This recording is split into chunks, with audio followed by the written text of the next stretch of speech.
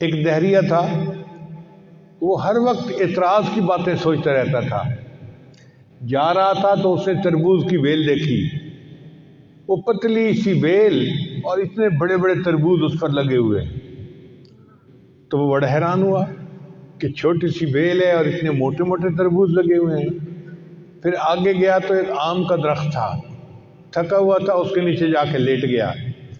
پھر اس نے کہا کہ اتنا بڑا درخت ہے اور چھوٹے چھوٹے آم لگے ہوئے ہیں، کوئی انور لٹور ٹائپ آم ہوں گے نا۔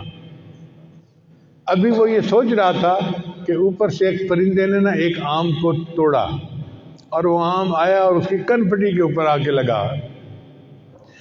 اب جب کان کے اوپر لگا اور درد ہوئی تو کہنے لگا، یا اللہ تو نے ہی کائنات کو پیدا کیا، اگر یہ آم اس تربوز کے برابر بڑا ہوتا تو میرا تو بھیجا ہی نکل جاتا۔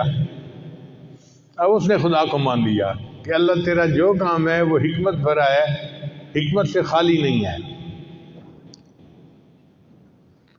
تو ہم اللہ کے وجود کو بھی مانتے ہیں اور اللہ کو ایک بھی مانتے ہیں۔ یہ دونوں نقطے یاد رکھیں۔ پہلی بات تو یہ مانتے ہیں کہ اللہ ہے، سمجھ میں آئے یا نہ آئے اس کو ایک طرف رکھ دیں، بس ہم مانتے ہیں کہ کائنات کا خدا ہے اور اس نے ہمیں پیدا کر دیا۔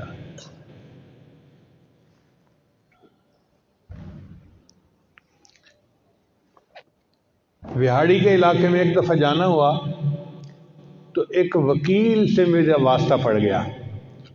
وہ کوئی بہت ہی بطونی قسم کا بندہ تھا اور پکا دہریہ تھا۔ والد اس کو لے کے آئے، پیر صاحب اس کے لیے دعا کر دیں، یہ تھوڑا سا دہریہ ہو گیا ہے۔ میں نے کہا تھوڑا سا نہیں ہوا، پورا دہریہ ہوا ہے۔ پھر میں نے وکیل صاحب سے بات کی، اس کو سمجھانے کی کوشش کی۔ وکیل صاحب کہنے لگے، پیر صاحب میں سنی سنائی باتوں پہ یقین نہیں رکھتا، میں آنکھ سے دیکھتا ہوں تو پھر مانتا ہوں، ورنہ میں نہیں مانتا۔ میں نے کہا تم نے امریکہ کو دیکھا ہے؟ کہتے دیکھا تو نہیں۔ میں نے کہا کیوں مانتے ہو؟ کہنے لگا میں نے ٹی وی پہ دیکھا ہے، خبروں میں دیکھا ہے، اخباروں میں دیکھا ہے، لوگوں نے آ کے بتایا ہے، اس لیے میں مانتا ہوں کہ امریکہ موجود ہے، اگرچہ خود نہیں دیکھا۔ اب اتنی بات کر کے مجھے اندازہ ہو گیا کہ یہ گھی جو ہے نا ٹیڑھی انگلی سے نکالنا پڑے گا۔ تو کھانا کھا رہے تھے، میں اپنا کھانا کھاتا رہا، خاموش رہا۔ پھر تھوڑی دیر کے بعد میں نے اس سے پوچھا، وکیل صاحب آپ کا نام کیا ہے؟ کہتا ہے یہ۔ میں نے کہا آپ کے والد کا نام؟ کہتا ہے یہ۔ میں نے کہا ابھی آپ نے مجھے کہا کہ میں بن دیکھے کوئی نہیں مانتا، تو یہ بتاؤ کہ آپ نے دیکھا تھا کہ یہ آپ کا باپ ہے؟ اب چپ ہو گیا۔ کہتے جی میری امی نے بتایا تھا۔ میں نے کہا دیکھو اگر تم امی کی بات پہ یقین کرتے ہوئے اس کو مان رہے ہو تو تمہاری امی تو جھوٹ بھی بول سکتی ہے۔ ہم اپنے آقا حضرت محمد مصطفیٰ احمد مجتبیٰ صلی اللہ علیہ وسلم کی بات کو مانتے ہوئے یقین کرتے ہیں کہ اللہ موجود ہے۔ نبی علیہ السلام نے فرما دیا اور ہم نے مان لیا اللہ موجود ہے، اس میں کیا کمی ہے؟ اب اس کے باپ شروع ہو گیا، الو کا پٹھا فلاں فلاں۔ پھر کہنے لگے آج کے بعد کوئی تجھ سے پوچھے تیرے باپ کا نام ہے تو لکھی مینو کوئی پتہ نہیں۔ اب بڑی شرمندگی ہوئی اس کو، اور بعد میں پھر اس کی جو دریدہ دہنی تھی اس کا اللہ نے اس کو عذاب بھی دیا۔ مجھے کسی نے بتایا کہ اس وکیل کو اللہ تعالیٰ نے ایسی بیماری لگائی، اس کو الٹی آتی تھی اور منہ کے راستے سے پخانہ نکلتا تھا۔ ایک ڈاکٹر نے مجھے اس بیماری کا نام بھی بتایا کہ جی یہ بیماری یہ ہوتی ہے۔ اللہ کی شان دیکھو، اللہ نے اس کو کہا تو میری شان میں گستاخیاں کرتا تھا، میں تجھے وہ ذلت دوں گا کہ لوگ تجھ سے نفرت کیا کریں گے، چنانچہ اس بیماری میں مبتلا ہو کے وہ مرا۔ تو باتیں دو ہیں، ایک ہم اللہ کے وجود کو بھی مانتے ہیں اور دوسرا اللہ کو ایک بھی مانتے ہیں۔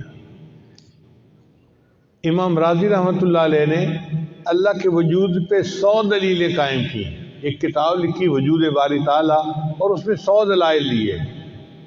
اب شیطان بڑا گرو گھنٹال ہے، جب موت کا وقت آیا تو ان کے پاس آ گیا اور شیطان کہنے لگا کہ امام راضی اللہ تو موجود نہیں ہے، ان کا دلیل ہی ہے وہ ایک دلیل دیتے گئے، شیطان توڑتا گیا، وہ دوسری دلیل، شیطان توڑتا گیا، تیسری دلیل، 100 کی 100 دلیلیں انہوں نے دیں اور شیطان نے 100 کی 100 دلیلیں توڑ دی۔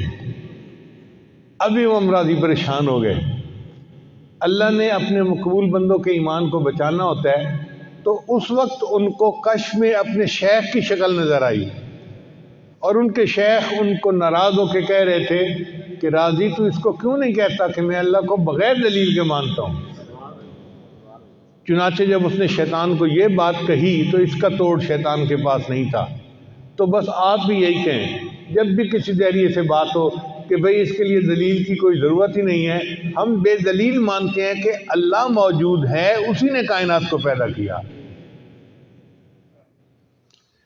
اب اس سے اگلی بات کہ اللہ ایک ہے۔ عقل کہتی ہے اگر دو خدا ہوتے تو جیسے دو افسروں کے درمیان مسئلے ہوتے ہیں، ایک کہتا ہے یہ کرنا چاہیے، دوسرا کہتا ہے یہ کرنا چاہیے، تو پھر کائنات میں بھی ایسے ہوتا۔ ایک خدا کہتا ہے مشرق سے سورج کو نکالتے ہیں، دوسرا کہتا ہے مغرب سے نکالتے ہیں، تو کائنات کا نظام تو تباہ ہو جاتا۔ تو اللہ ہے اور ایک ہے، اس کا کوئی شریک نہیں ہے۔ اس کو کہتے ہیں توحید باری تعالیٰ۔ اس کو پکا رکھیں، یہ ذہن میں رکھیں کہ توحید اگر بندے کی سلامت رہی تو قیامت کے دن اس کے سارے گناہوں کو اللہ معاف فرما دیں گے۔